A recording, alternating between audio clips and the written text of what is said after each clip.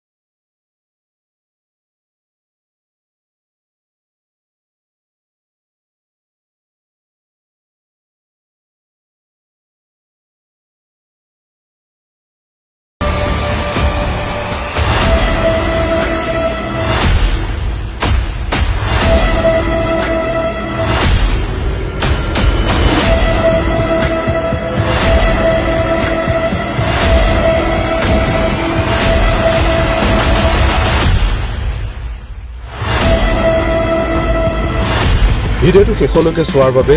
অশেষ ধন্যবাদ পুনৰ লগ পোৱাৰ প্ৰতিশ্ৰুতিৰে আজিলৈ সামৰিলোঁ পুনৰ ধন্যবাদ